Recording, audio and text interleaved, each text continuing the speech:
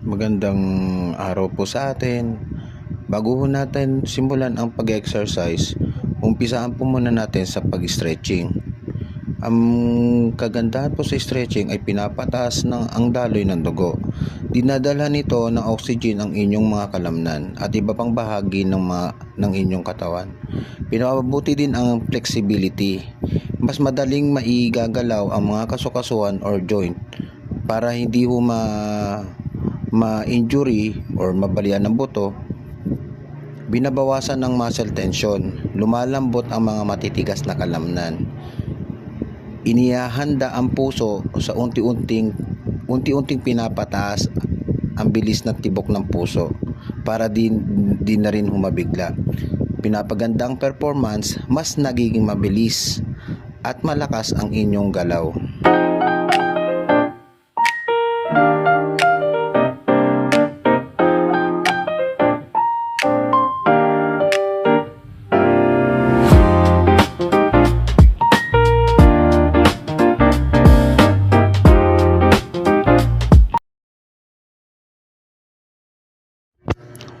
Ang push-up ay isang epektibong ehersisyo dahil ginagamit mo ang sarili mong timbang or body weight para palakisin ang iyong itaas na bahagi ng katawan nang hindi kailangan ng kahit anong kagamitan.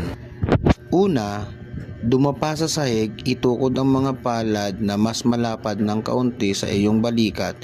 Itukod din ang mga daliri sa paa. Panatilihing tuwid ang linya ng inyong katawan mula ulo hanggang sakong. Huwag hayaang lumubog o umuumbok ang inyong balakang. Ibaluktod ang siko para ibaba ang katawan hanggang sa muntik nang dumikit ang dibdib sa sahig. Panatilihing malapit ang mga siko sa iyong katawan or hugis arrow, hugis T. Itulak ang sahig ay taas, pabalik sa panimulang posisyon gamit ang lakas ng inyong dibdib at braso. Nakakatulong ito sa ating katawan dahil pinatitibay nito ang inyong dibdib, balikat, likod ng braso. Dahil pinapagaan nito ang iyong core at likod, tinutulungan ka nitong tumayo ng mas tuwid. Bilang isang weight-bearing exercise, nakakatulong ito upang maiwasan ang paghina ng mga buto.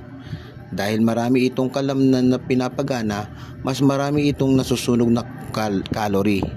Pinapataas nito ang tibok ng puso kaya maganda rin ito para sa iyong cardiovascular health.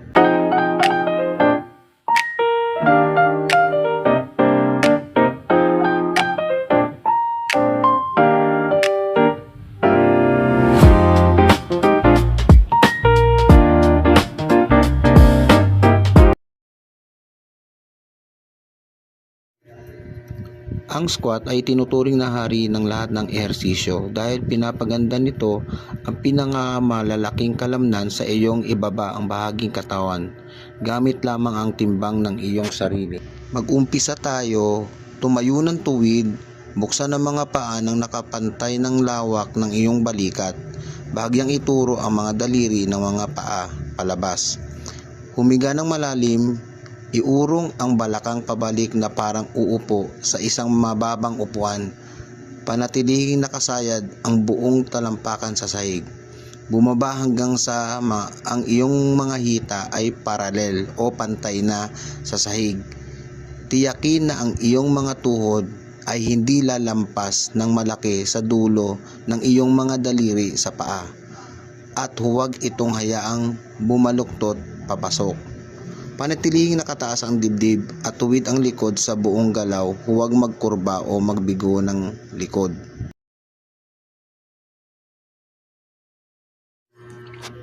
Ang bird dog exercise ay isang simpleng ehersisyo gamit ang sariling timbang na nakatutok sa katatagan ng core, balanse at kalusugan ng likod.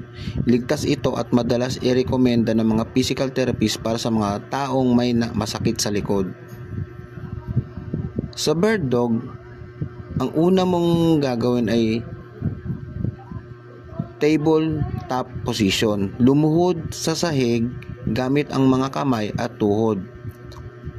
Siguraduhin ang iyong mga palad at nakatapat sa ilalim ng balikat at ang mga tuhod ay nakatapat sa ilalim ng balakang. I-engage ang core.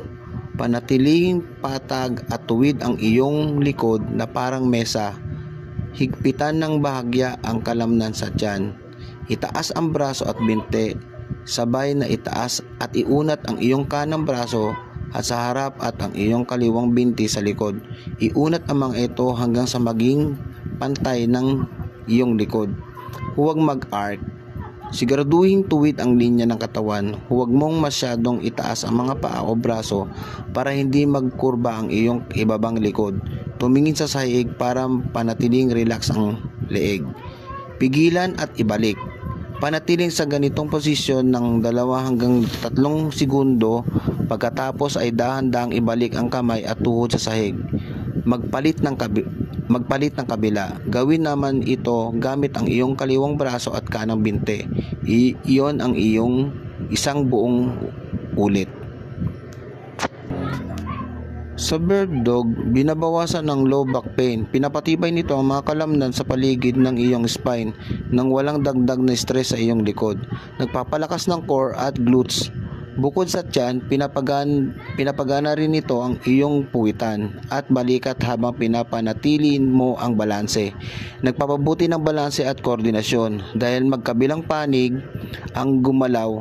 Sinasanay nito ang iyong utak at katawan sa maging matatag.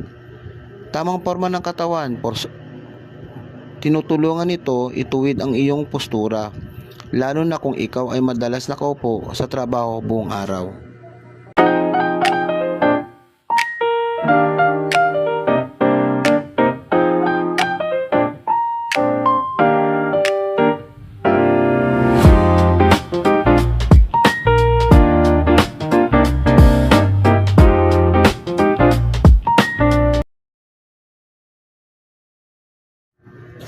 Ang body squat at ang squat ay parehong iisang ehersisyo lamang, ngunit may konting pagkakaiba.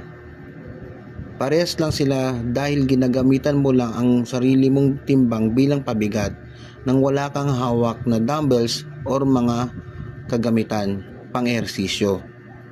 Sa body squat, tumayo ng tuwid, buksan ang mga paa ng kapantay ng balikat, bahagyang ituro ang mga daliri ng mga paa. Umupo sa hangin, iurong ang balakang pabalik at ibaba ang katawan ng parang uupo sa mababang upuan. Panatilihing nakasayad ang mga sakong sa sahig.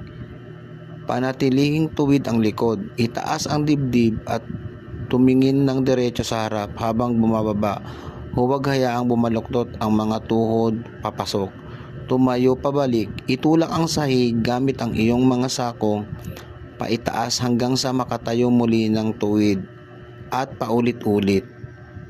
Dito sa body squat, nakakatulong to sa katawan dahil walang kailangan kagamitan. Pwede mong gawin at kahit saan, sa bahay, sa opisina o habang nagbabakasyon. Ligtas para sa mga beginner. Dahil walang dagdag na pabigat na bakal, mas madaling kontrolin ang galaw at mas mababa ang tsansa na ma-injury ka. Pinapalakas ang legs at glutes. Pinapatibay nito ang iyong mga hita at puwitan. Nagpapalakas ng core. Kusang gumagana ang iyong tiyan at ibabang likod para panatilihin kang balanse. Pinapabuti ang mobility. Tinutulungan nito maging mas flexible ang iyong balakang at bukong-bukong.